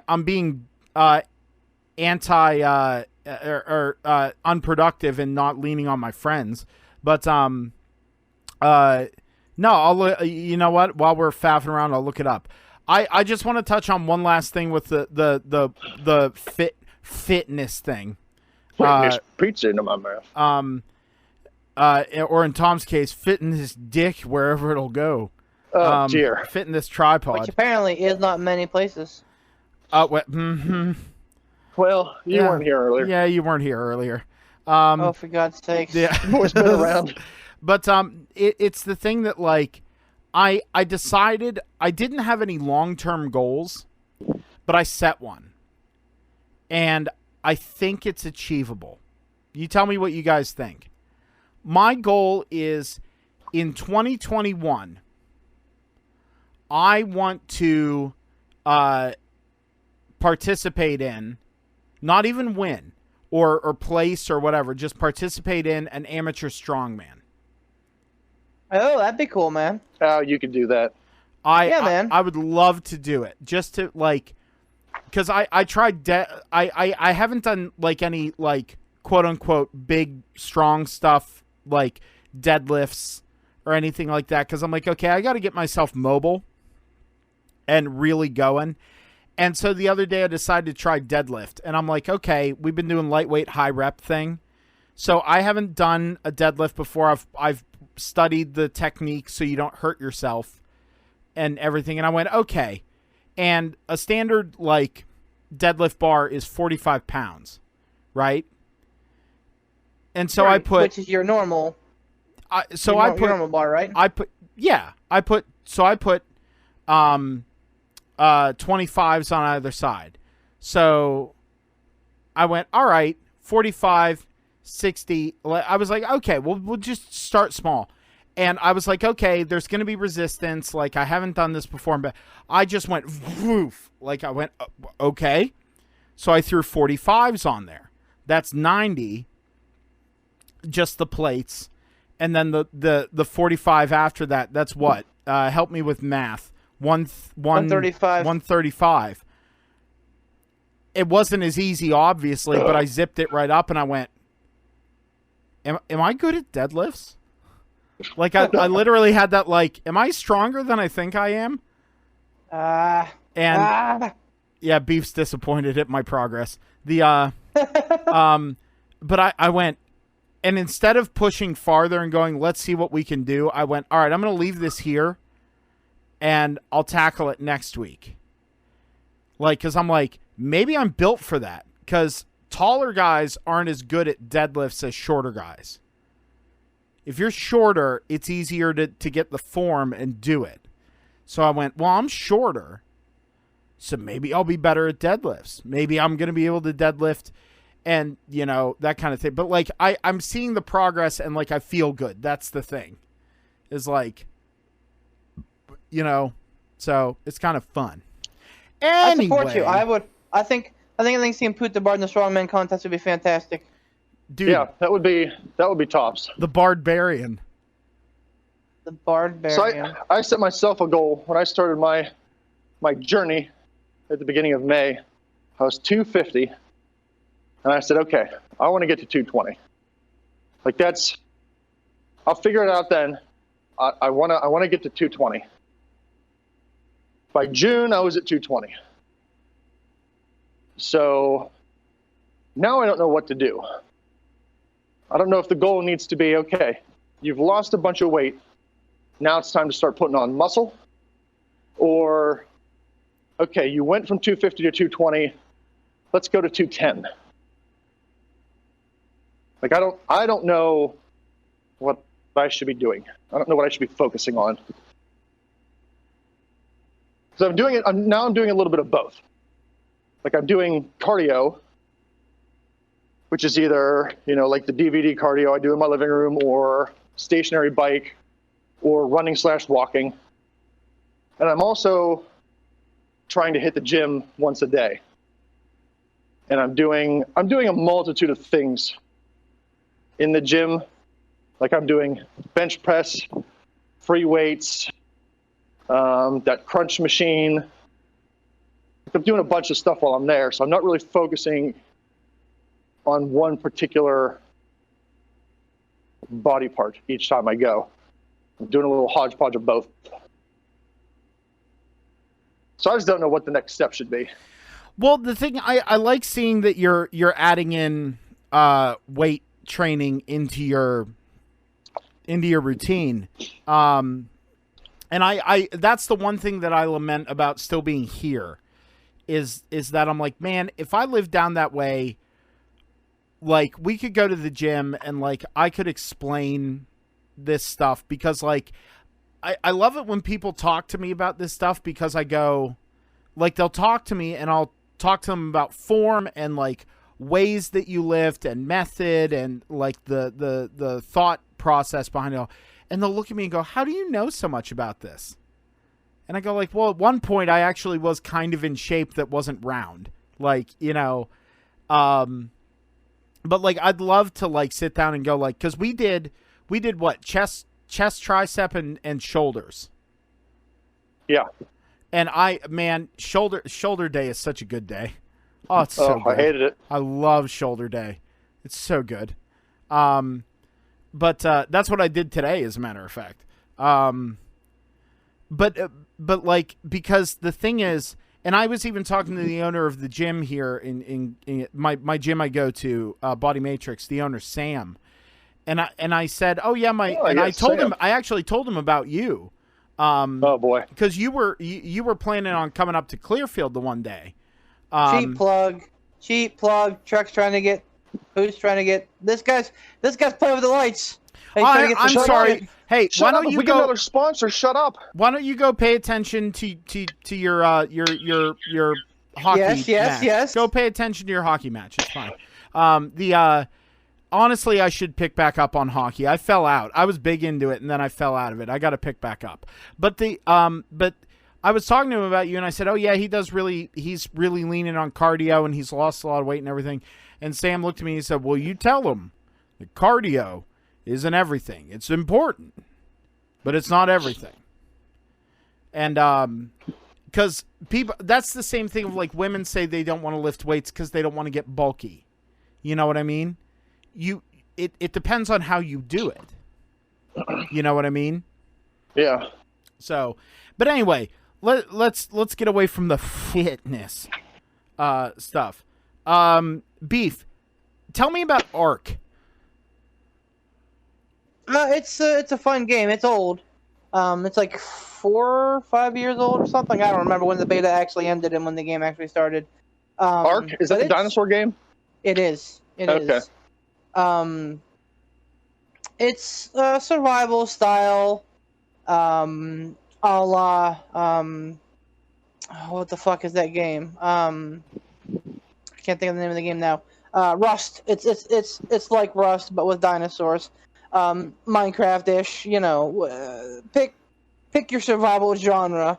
But yeah, it's fun. Like I said, it's you know, survival, build, gather, and build. You can jump onto servers with people and, you know, have their fucking T-Rexes crush you and hate your life for a while. People have done some really amazing shit with it, but it's fun because you get to, you know, explore and fucking tame dinosaurs and ride dinosaurs, and you as you level up, you evolve and you gain new skills, and you go from using like blunt instruments and like stone weapons to like metal weapons and metal shit, and then fucking like guns, and you know, eventually onto like sci-fi, like future tech stuff. It's a blast. I It's really an enjoy open it. world Turok, the dinosaur hunter game. More or less, yeah. With other people. Now, I mean, obviously you can have your own servers where it's just you and your buddies, and you can all be in one tribe, or you can be in separate tribes and fuck with each other all the live long day. But you know, it's, you know, and it's you define your style of play. You can either spend your time adventuring, catching wild dinos, and, you know, finding apex predators and trying to take them out by yourself. Randy Orton. You can spend, yeah, exactly. You can spend your time trying to gather and build shit, and you know, the higher level shit requires the tougher shit to get. So it's and then like the game itself is built very like customizable.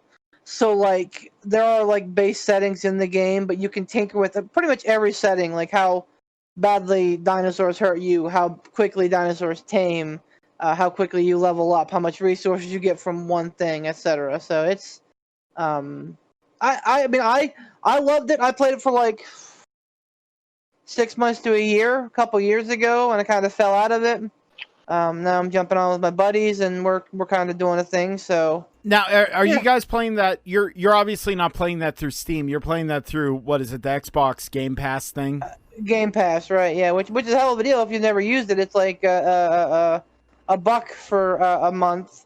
Xbox is doing some weird shit. Apparently they're taking out the Xbox Live Gold element of like multiplayer. So basically, multiplayer is going to be free, but there's going to be still the Xbox Ultimate, which includes Game Pass. So I don't know, but right now I'm paying $15 a month for it, which I have no problem with because it's got a fucking bevy of games, and a lot of games you can cross-play as long as, you know, your buddies can get the Game Pass on Win 10. You can cross-play on. So. Oh, all right. Well, okay. Let me ask you this question: is it worth it for me to get into that and download it at this point? Yeah, I mean, Zach. Is there going to be enough? Is there going to be enough play time that I'm not going to run into the situation, which is honestly all the faults on this guy? It's not on anyone else. All the faults on this guy. I buy the game, and I play it day one. I go, dude, this is awesome. But then I get busy, and I come back like a week and a half, 2 weeks later, and I'm all of a sudden at level 2, and everyone else is done with the game. I mean, again, that's on me. That's on me. It depends, man, because like I'm up to level 50, Zach is level 30, because we have the fast leveling set up, because initially this is kind of a bridge from now till Avengers. But with Zach going back to Clearfield, he's going to be living apparently with his father at the land, yeah. So his internet's going to be shit until he gets a place. So we're kind of in a wait and see mode with that. But yeah, the idea was, that was a cool move. The idea is that this was going to get dust between now and Avengers. Who knows if it'll go longer or not? I mean, but Game Pass is, like I said, a buck to try it for a month, and then if you like it, you can keep it. And now, is Avengers through Steam or is it on Game Pass? No, it'll. I assume it's on Steam. I don't know, but you can. The beta is on August the 14th. The beta starts on August 14th, and you can jump on. I think the beta is just just Black Widow, Hulk, Iron Man, and Miss Marvel, and Captain Miss Marvel. At launch. So I don't know what Captain America's part in this is going to be. I've read some places that he dies early on in the game, and that's a major major event. So it's I would love to be a captain guy, but Spidey is a fucking PS4 exclusive, which pisses me off because even though I have a PS4, that would alienate me from playing with my friends, which would suck. That's stupid. So, yeah, that's stupid. I'm fucking done with. So I mean, if you want to have a game that's console exclusive, okay, that's fine. You do you, boo. But this fucking DLC, console exclusive DLC is garbage, hot garbage. Yeah, how do you not have Spider-Man in every game? That's a very 2006 move. Yeah. Well, because Sony's big dick swinging. They own Spidey in the Marvel movie universe. So they want to fucking own Spidey in the Marvel gaming universe. They already have the Spider-Man game, which is fun as hell, exclusive to PS4, and apparently that franchise is going to be exclusive to PS. So they're big dick swinging. But yeah, I mean, Spider-Man, that's a big loss to me because they've showed some elements of Black Widow's gameplay, and she kind of has a Spider-Man feel. But I'm oh, clearly she's kind of a placeholder until they add Spidey. And then it's Spidey's coming to PlayStation. Even, you know what? I'll suck it up. Even if Spidey is a timed exclusive to where PlayStation has it for the first 6 months, okay, whatever. But to completely lock him behind a fucking, console wall like that's garbage. Since we're touching on that real quick, can we talk about Sony and Spider-Man just real fast? Always. We just when the cartoon movie, the Spider-Verse. Into the Spider-Verse, great movie. Yeah, I never saw it. I haven't watched it. Dear Lord. You're the Spider-Man guy, dude. Dude, I know. I just haven't gotten around to it. So listen, I'm not going to spoil anything here for you, but Micah and I saw that in the theater. I think that was the first movie that I took him to. And it was just him and I. We saw the Spider-Man movie. And now it's on Netflix. So we've been watching it a lot at home. And Afton loves that movie. My 4-year-old daughter loves that Spider-Man movie. She, every time we eat dinner, can we watch a Spider-Man movie? Can we watch a Spider-Man movie? It's gotten to the point where Micah's can we watch Homecoming or Far From Home? We watch one of those Spider-Man movies, and she loses her mind. She's no, I want to watch a Spider-Man movie. But anyway. Your kids are amazing, by the way, but go on. The Into the Spider-Verse movie, that is the best thing outside the Marvel Cinematic Universe that Sony has done with Spider-Man. This animated movie, let's just preface that. This cartoon movie is better than all 3 of the Tobey Maguire Spider-Man movies. Better than the 2, whatever his other random British actor Spider-Man movies were. Andrew Garfield. Sure, Garfield, the cat. This cartoon movie is so much better than all 5 of those movies combined. It's ridiculous. And that just goes to show that Sony's not doing well with the Spidey. Outside of Marvel Cinematic Universe, it's not going well for them and Spider-Man. Well, and I have a feeling that the only reason the 2 Spider-Man movies that, were their own standalone movies, it was because they were involved with the Marvel Cinematic Universe. Yes, Sony owns it, sure. but Marvel was involved in it. It was the same actor as the Marvel movies. Iron Man was in it. You know, those were very good. I'm not going to say that Into the Spider-Verse was better than Far From Home or Homecoming. But just doing it by themselves, it took a cartoon movie to make Sony have a great success. And it's so disappointing that Sony owns Spider-Man, because the things that I feel that Marvel would do with Spider-Man and all the Spider-Man characters, if they would bring them into the Marvel Cinematic Universe, would be amazing. Dude, he'd basically be the James Bond, like the equivalent of, like, you know, just having a fucking, like, saga. You know? Oh, yeah.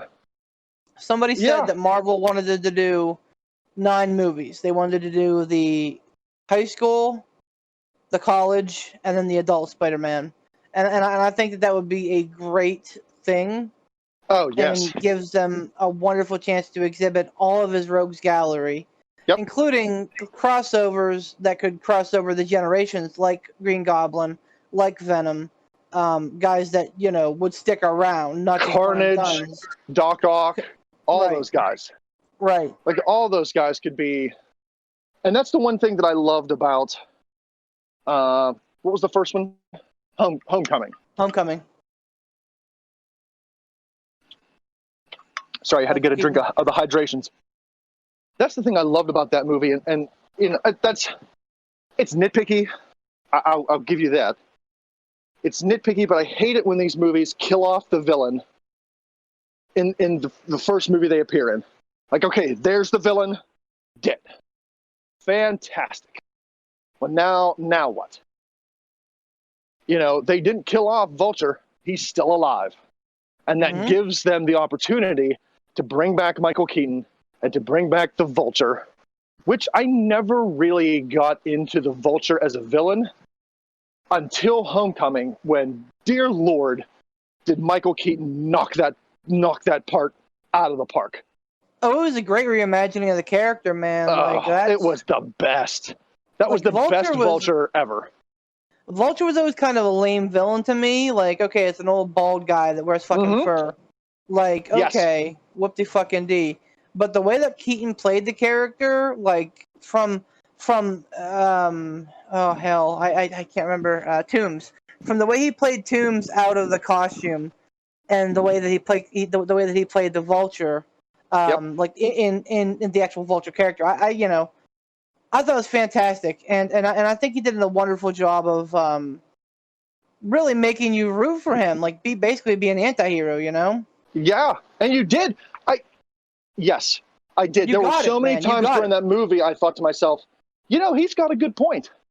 Yeah. You know, everything that led up to him becoming the Vulture character, he got screwed over by the government and by Tony Stark. So, yeah, man, like, he put you in that position to where, like, you felt it. Like, if you were the guy that sunk your life's work into this one project, and to have it stripped away from you like that, no arguments, no ifs, ands, or buts, all by the government and Tony Stark, yeah, man, I'd have a bone to pick too.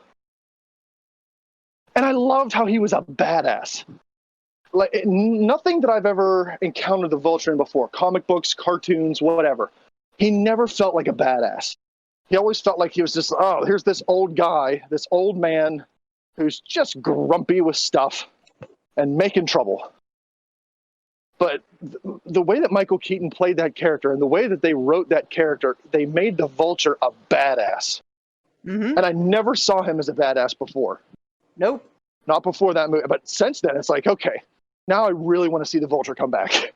Well, and it's awesome because they really made Adrian Toombs identifiable, because, you know, he was sticking it to the fucking corporation, man. Like, you know, he was treating Stark Industries and the fucking Avengers like we treat Walmart. Like, okay, you know, fuck the man, you know, like, let's just get yours, dog. So, 100% identifiable. He's like, listen, what if I take a little bit of stuff from him? Like, is he gonna notice it? Probably not. Like, and that's how it starts. Like, I'll take a little bit, then I'll take a little bit more, then I'll take a little bit more, and now I have this empire that I've built. Hmm. I thought they fucking killed Mysterio too. I think they did a wonderful job with Mysterio. Now, if I really Mysterio's think not Dylan Hall's- dead, like if he's not dead, I'll be happier. If that whole thing where like, oh, he got shot and oh, you know, Edith, is this real? If he's not really dead, then I'd be much happier than I would be if it turns out like, okay, Mysterio got a one-off and now he's dead. But I agree. I like the way they played his character. I like the imagining of Mysterio being from an alternate universe and like he's a legit guy with powers and, you know, a superhero. I really thought there was going to be some sort of twist where like he legit was from an alternate dimension where Mysterio was a good guy, and then they encounter Mysterio in this dimension as, you know, the classic bad guy that we all know. Like they really had me thrown. I should have known better, but you know, they made it believable. Yeah, I mean, so I knew from the start. I kind of felt like from the start that it was going to be like, obviously, you know, Mysterio's a bad guy. Anybody who knows fucking Spider-Man knows that Mysterio's a bad guy. It was just like I was just waiting on the turn. Yeah. And the way that they did it was absolutely spot on, perfect. And again, you know, it's a little bit of a rehash from the first, where, you know, more misdirected aggression towards Tony Stark. But I mean, hey, you know, why not? Like, why not milk that cow while you got it? But yeah, I thought they did a great job with them, and you know, Mysterio's never really dead. Like he disappears a lot, and he's a fucking shyster magician is what he is. So that's what he does. He fucking fools you into thinking, oh, I got him now. Well, just kidding. Fuck. But yeah, man, I thoroughly enjoyed those two, and I would agree wholeheartedly in saying that the Into the Spider-Verse movies are better than I think 2 out of 3 of the Raimis. I think the first one, the first Raimi movie was fun and was great because of Willem Dafoe. Yeah, he saved that movie. To Tobey Maguire, yeah, does nothing for me. His acting was terrible. Tobey Maguire, good Peter Parker. Yeah, not great Spider-Man. Terrible Spider-Man. Now Garfield, not so great Peter Parker, great Spider-Man. Right. I always thought that they missed the boat with Spider-Man in the first Spider-Man trilogy. When they introduced Topher Grace as Venom, when I first saw that movie, the first thing I thought of was, man, how great would it have been if Topher Grace was the Peter Parker Spider-Man character throughout this trilogy. I think he would have had I think he would have been a better Peter Parker, and I think he would have had the charisma and the sass to be a much better Spider-Man. Much better Spider-Man than Tobey Maguire, and a much better Spider-Man than he was a Venom. Like, Topher Grace is not a Venom character. How many times have we talked about that, where, like, Venom, Eddie Brock was a big dude. And Eddie Brock and Venom should have been played by an actor that was a big dude, not an actor that was the same size as Spider-Man.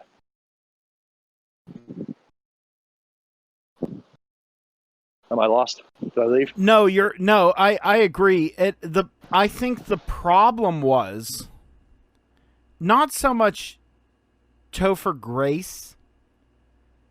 I think it was the fact of how they portrayed him as Venom. Like, they got it was almost like if you looked at Venom through the eyes of someone with gross cataracts. Like, it was a shade of what it should have been. And that's why I said the movie Venom was... And I went into the movie Venom wildly skeptical, because Venom it's Venom and Deadpool. They're my two favorite super anti-heroes, superheroes, supervillains, whatever you want to call them. Like they're my two favorites. Like Spider-Man is in his own little tier because he's the one who really got me into comic books and superheroes and everything. But like right now in my life, like Venom and Deadpool are the two. So when I went into Venom, I was all right.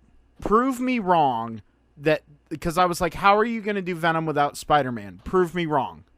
Yeah. And in my opinion, if you don't sit there and go, well, this is how it was in the comics and this is how it was in the... If you look at the movie, they did justice to the dynamic between the symbiote and Eddie. They portrayed how he acts, portrayed the visual aspect of it accurately. I thought it was great. And that's I still have never seen that movie. You man, it was serviceable. I thought as a Venom guy myself, I was not disappointed. So here's my only gripe that they used, and I already forget the villain's name. But basically, it was like Carnage, but without a storyline.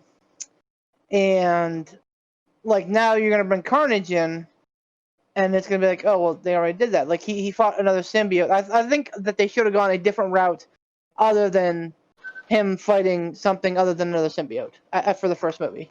Wait till after you introduce Carnage for that, and then you can play around, have a fucking Maximum Carnage storyline, whatever you want to do. But that's my only gripe. But it was not bad. Are they going to wrap this Tom Hardy Venom character in with the Spider-Man? What's the guy who plays Spider-Man in the Marvel Universe? Oh, Tom something or other? Tom Holland. Tom Holland, yeah. Are they going to wrap those two together? Or is it going to be strictly like, okay, Tom Holland is Marvel Cinematic Universe over here, and then Tom Hardy and Brock, that's going to be over here? I've heard that they are working for a Tom Holland cameo, which obviously Sony can do since they own the character. I have also heard that the Marvel, the MCU, is working on getting Tom Hardy for a cameo as Venom. So it's just going to be cameos. It's not going to be an interwoven story. We'll see. And that's the thing, is that's why this upcoming movie is exciting. Do we know who the villain is supposed to be in this next Spider-Man movie? Carnage. It's Carnage. Oh no, and the Venom 2 was Carnage. Oh yeah, Spider-Man 3. No, I've heard that it might be Craven. I'm fine with Craven. Craven the Hunter is a great character. Man. If they do him right. Yeah, man. If they bane him by accident, I'm gonna be pissed. And I like Tom Hardy as Bane in Dark Knight Rises. He did a good job. It's just that Bane's not supposed to be eloquent. That's fair. Anyway, isn't Bane supposed to be a big dumb muscle guy? Yes. Like the DC version of the Hulk, like Bane Smash. Kind of. Actually, yeah, sort of. Exactly. But yeah, I mean, he catches way too much flack. I love that character, but regardless, who are you